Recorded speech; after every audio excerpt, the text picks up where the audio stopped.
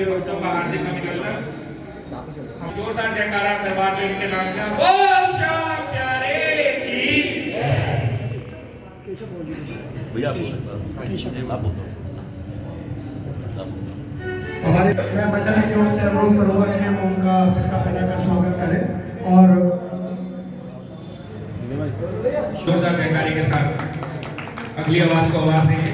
बोल श्याम प्यारे की बोल आवाज दो, माइक में बोलो। सुधीर भैया आप भी बना बोलो श्याम प्यारे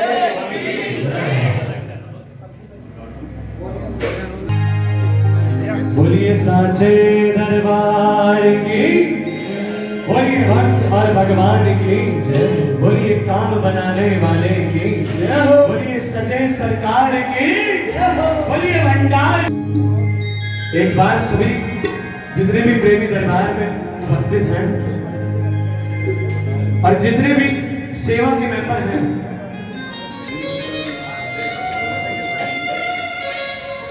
आइए आप सभी के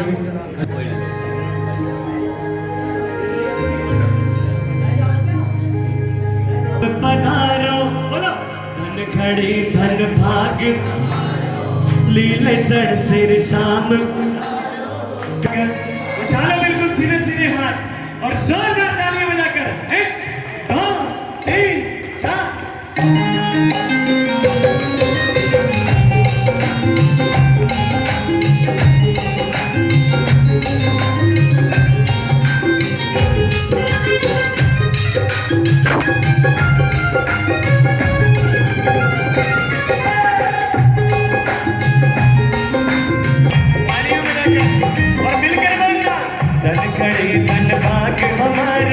लीले चढ़ सिर शाम पधारो, धन खड़ी धन भाग हमारो, लीले चढ़ सिर शाम पधारो।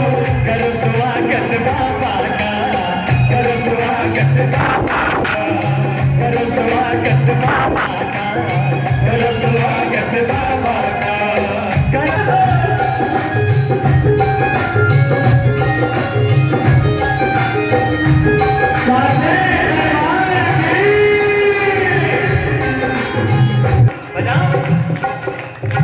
और जब बाबा आए तो हमने कैसी कैसी तैयारियां करी। चंदन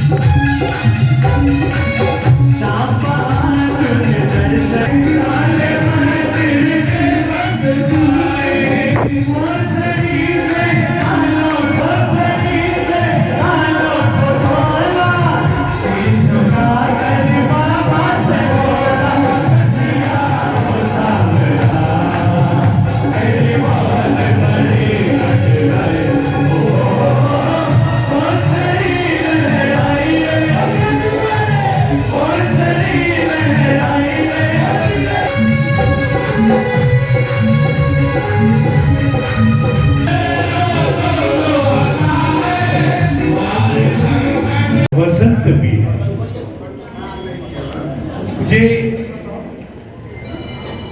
जब योगेंद्र जी ने कहा कि एक गाड़ी बनाई है और उस गाड़ी में भोजन की व्यवस्था है, वो गाड़ी जगह जगह जाएगी और जिनको भोजन की आवश्यकता है उनको भोजन देंगे। तो मुझे लगा कि ये वास्तविक रूप से बसंत को लाने की तैयारी है।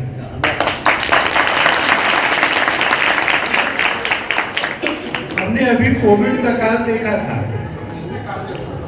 42% लोगों के पास में कमाने का कोई जरिया ही नहीं बचा था। बचत तो थी नहीं, घर में अनाज नहीं था, दाल नहीं थी, पर सब लोगों ने परिवार माना। और यहाँ ऐसा कोई नहीं बैठा होगा जिसने अपने साथ में 2-4 और लोगों के खाने के पैकेट न बनाए हो और डिस्ट्रीब्यूशन सेंटर में न दिए हो। किसी को भूखा नहीं सोने दिया। एक छोटी सी बात बता, एक राजा थे श्वेत। वो श्वेत राजा ने इतने पुण्य कर्म किए थे कि वो स्वर्ग गए थे। एक बार वशिष्ठ घूम रहे थे, एक आश्रम में पहुंचे। सुंदर आश्रम था, अच्छा बना हुआ था, पेड़ थे, पौधे थे, पानी था, कोई व्यक्ति नहीं था, कोई पशु पक्षी भी नहीं था। स्वर्ग से एक विमान उतरा। उस विमान में जो सज्जन बैठे थे बड़े दिव्य लग रहे थे। उनके साथ में अप्सराएं भी थी, सेवक भी थे। वो नीचे उतरे और तालाब में जो लाश बह रही थी आदमी की, उस लाश को किनारे पर खींचा और उसको खा करके फिर वापस जाने लगे।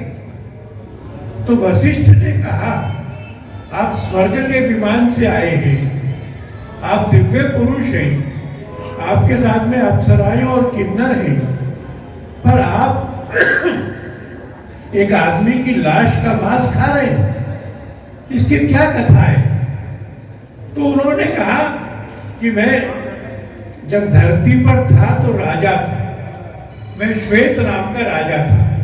मैंने सड़कें बनवाई, पेड़ लगवाए, धर्मशालाएं बनवाई, तो मुझे स्वर्ग मिला। और जब मैं स्वर्ग में गया तो उन्होंने कहा कि आपने बाकी सारा दान पुण्य किया, आपने अन्नदान नहीं किया, आपने किसी भूखे को भोजन नहीं कराया। इसलिए स्वर्ग में सारे सुख मिलेंगे, भोजन नहीं मिलेगा। और भोजन के लिए आपको नीचे जाना पड़ेगा, अपनी ही लाश का मांस खाना पड़ेगा। तो ये मेरा ही शरीर है।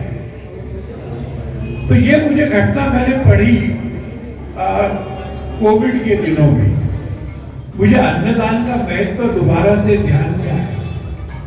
और इसलिए ये सब लोग, ये जो अनोखा परिवार है, इन्होंने जो नित्य अन्नदान की व्यवस्था की है, इस व्यवस्था की शुरुआत आओ भाई मंदिर से की है, भगवान के समक्ष की है, कीर्तन से की है। तो मैं ये मानता हूं कि ये भोजन नहीं बांटेंगे, ये प्रसाद बांटेंगे।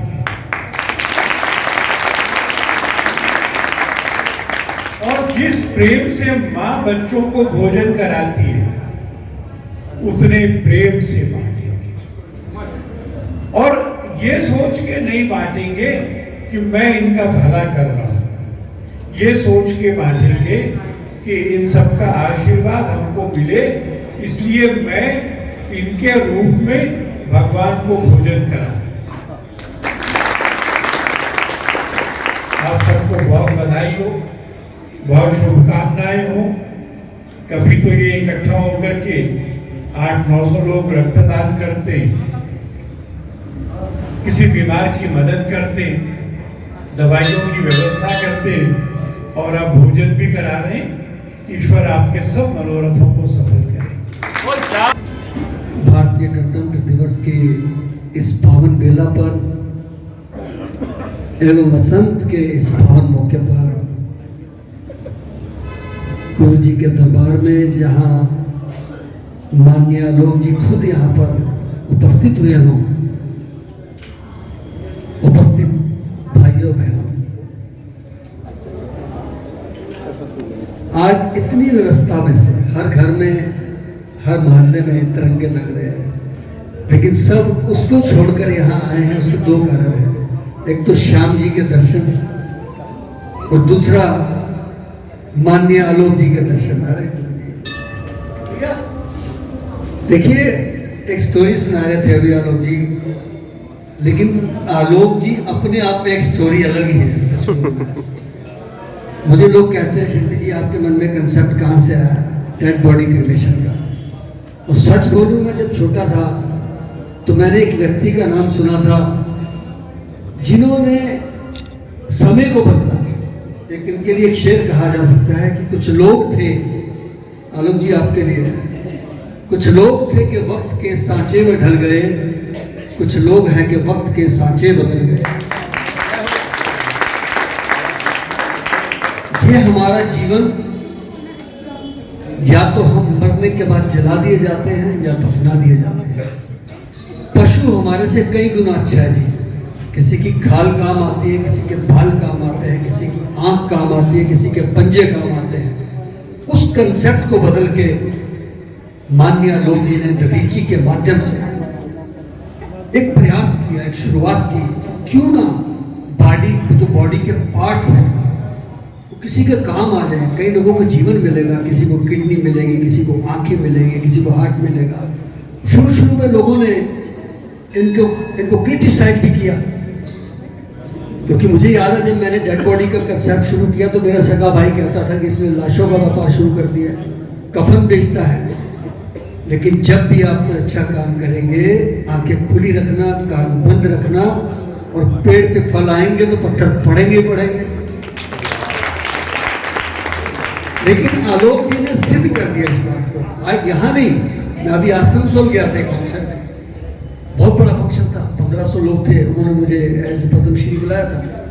तो वहां ये बात चली कि आपके दिल्ली में माननीय आलोक जी हैं जो डेड बॉडी को डोनेट करवाते हैं, उनके पार्ट्स जो है बॉडी ऑर्गन डोनेशन।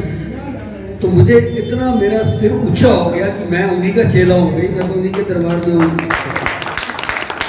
तो हमारे लिए बहुत बड़ी बात है कि आलोक जी धार्मिक भी हैं, सामाजिक भी हैं, डिवोटी भी हैं, और VHP के अंतरराष्ट्रीय अध्यक्ष भी हैं। और ये बहुत बड़ी बात है, ये जो अमृत दिवस मना रहे ना, ये आज़ादी के 75 साल बाद और 2014 के बाद जो डिफरेंस आया है, जरा सोचिए ना।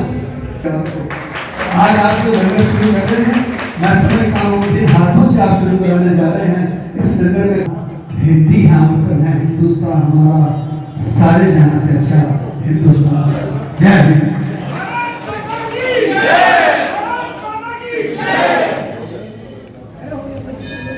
बहुत बहुत साधुवाद परम आदरणीय सभी मातृ शक्तियों को भी हम सभी प्रणाम करते हैं, वंदन करते हैं।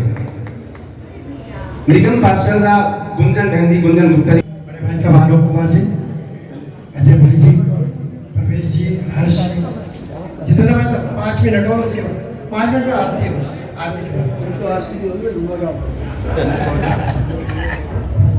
जैसा कि आज इस परिवार ने पीड़ा उठाया कि हम लोग इस श्याम बाबा की रसोई को शुरू कर रहे हैं, और सही अर्थों में जो मार्गदर्शन मिलता है और जो बातें मिलती हैं, प्रेरणा मिलती है, वो आलोक भाई साहब ने बता ही दिया है कि हम इसको भोजन ना मानकर इसको प्रसाद वितरण की तरह ही ले रहे हैं। और ये जितनी भी टीम है, इन सब ने यही तय किया था कि हम इसे भोजन नहीं कहेंगे, इसे हम यही कहेंगे प्रसाद। लेकिन एक शुल्क जरूर रखा, उसको शुल्क को भी हमने शुल्क नहीं कहा, उसको सहयोग कहा। और शुल्क इसलिए नहीं कहेंगे, केवल एक ये बात कि कोई आदमी अगर खाना इस पे खा रहा है तो उसे ये ना लगे कि मैं फ्री में खा रहा हूँ, और दूसरा हमें ये ना लगे कि हम फ्री में बांट रहे हैं। तो ये भाव ना आए, इसलिए कि ये शुल्क रखा है। और प्रसाद के रूप में ही रोज बाबा शाम को भोग लगाने के बाद ही इसका वितरण होगा, ऐसी हमारी सबकी प्रेरणा रही है। और एक बात कहना चाहूँगा कि पहले दिन से, जिस दिन से ये संस्था बनी है, तो आलोक भाई साहब से प्रेरणा लेकर ही ये संस्था बनाई थी। और जो भी काम हम करते हैं, जितना भी हमारी संस्था का नाम है, व्यवस्थाओं में या वैसे भी जो भी कुछ है, वो आलोक भाई सबसे सीख कर उनकी मार्गदर्शन में ही हमने इस काम को बढ़ाया है। तो मैं सबको बहुत बहुत धन्यवाद, आभार प्रकट करता हूँ और आलोक भाई साहब को ये विश्वास दिलाता हूँ कि जल्द ही ये रसोई इस दिल्ली की सबसे बड़ी रसोई बनेगी, ऐसा सोचकर हम इस काम को आगे बढ़ाएं। अब आगे बाबा श्याम की आते। बसंत पंचमी के अवसर पर सेवा एक अनोखा परिवार ने एक ऐसा शुभारंभ कर दिया है जो भोजन नहीं प्रसाद बांटेगा। हमारे बीच में आयोजक करता योगेंद्र अग्रवाल साहब हैं। आयोजक क्या नाम है? योगेंद्र जी, बहुत बहुत शुभकामनाएं, बहुत बहुत बधाई, बहुत बहुत धन्यवाद। और मैं कोई आयोजक नहीं, मैं एक सेवादार हूँ और अपना सेवा एक अनोखा परिवार, आज बाबा श्याम के आशीर्वाद से बसंत पंचमी के दिन हम अपनी एक श्याम बाबा की रसोई शुरू कर रहे हैं। उसमें हमारा ध्येय जो है वो समाज के जो कमजोर वर्ग के लोग हैं उनको भोजन उपलब्ध कराना, प्रसाद उपलब्ध कराना। एक छोटा सा मैं ये कहूंगा, नाम मात्र का आपने शुल्क भी रखा है, उसके पीछे कारण? शुल्क रखने की वजह यह है कि कभी हमारे मन में ये भावना है कि हम किसी को निःशुल्क भोजन करा रहे हैं, ये भाव हमारे मन का है। और जो भोजन लेगा, प्रसाद लेगा, तो उसको भी ये नहीं लगे कि वो फ्री में खा रहा। बिल्कुल ठीक है। तो ये हम कब से, आज से तो आरंभ हो ही गया, लेकिन इसका किस तरीके से टाइम पीरियड आप लोगों ने रखा है? ये रोजाना, अभी हमने जो शुरुआत है इसमें दोपहर का भोजन रखा है, तो सुबह 11 बजे से लेकर 2 बजे तक इसका दोपहर का भोजन रोजाना का रहेगा। डेली भोजन की व्यवस्था इसमें रहेगी। 300 लोगों की भोजन की व्यवस्था डेली की शुरू की है। डेली 300 लोगों की। तो इसके अंदर क्या नाम है, हम किस तरीके से, जैसे लोगों का जन्मदिन है या पुण्यतिथि है, इन सब चीजों को हमने आमंत्रित किया? इसमें हमने समाज के सभी वर्गों को आह्वान किया है और सभी से ये अनुरोध भी किया है कि वो भी इससे जुड़े। खाली ये गाड़ी जो बनाई है, ये जो रसोई बनाई है, ये हमने अपनी संस्था के लिए नहीं बनाई है, समाज के सभी लोगों को हमने इसमें आमंत्रित किया है कि वो भी आए और इसमें सहयोग कर सकते हैं। तो 300 लोगों का आप ये बांटेंगे, तो क्या इससे ज्यादा भी हमारा अभी योजना है या अभी 300 से? जैसे मैंने बताया कि अभी ये शुरुआत है हमारी, और शुरुआत के बाद में हम इसकी संख्या को बढ़ाना चाहेंगे और संख्या बढ़ाकर हमारा ध्येय यह है कि दिल्ली में सबसे बड़ी रसोई हम ऐसी बनाकर चले कि दिल्ली में कोई भी व्यक्ति भूखा न सोए। क्या हम ये इस क्या नाम है, सेवा एक अनोखा परिवार की इस की मुहिम से का अगर हम बात करें, तो जन्मदिन के अवसर पर, पुण्यतिथि के अवसर पर या शादी के सालगिरह के अवसर पर हम इसका जनता लाभ ले सकती है? क्यों नहीं लेगी? सभी के लिए, समाज में सभी लोग जब अपने यहाँ कोई उत्सव मनाते हैं तो वो ऐसी जगह ढूंढते हैं कि जहाँ पे वो गरीबों को ढूंढकर कुछ भंडारा कर सके। तो अगर ऐसे लोग जो भंडारा करने के लिए तैयार है, तो ये डेफिनेटली ये जो समाज के कमजोर वर्ग है उन्हीं में प्रसाद बटेगा। तो अगर एक प्लेटफॉर्म हमने उनको एक उपलब्ध कराया है, अगर वो इससे बांटना चाहेंगे तो इससे भी बांट सकते हैं। क्या शुभकामनाएं? जय श्री श्याम। बस शुभकामना यही है कि हमने बाबा के नक्शे कदमों पे चले हैं और रसोई एक चालू करी है। इसमें गरीब वर्गों को खाना मिलेगा, जो किसी को टाइम टू टाइम नहीं मिल पाता। गरीब आदमी है, 10 रुपए देके कोई भी खाना खा सकता है। बस एक छोटी सी मुहिम ये चालू करी है, आगे धीरे धीरे और इस चीज को बढ़ाएंगे। क्या ये अभी उत्तर पूर्वी लोकसभा में या दिल्ली में चलेगी या अभी कहाँ? अभी फिलहाल अपने लोकल एरिया में चलेगी, जो रीचेबल एरिया होंगे हमारे उसमें चलेगी, और जो भी पॉइंट देखेंगे वो देवा चलाएंगे। इसका एक और जी, एक इसका उदाहरण ये भी है कि क्या होता है कि जहाँ पर रसोइयाँ बनी भी है, चल भी रही है, तो वहाँ पर लोगों को पहुँचना होता है।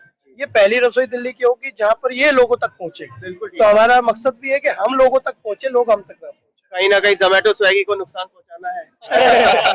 वो अपना काम कर रहे हैं, उनका बिजनेस है, हमारा बिजनेस है, हमें तो प्रसाद वितरण।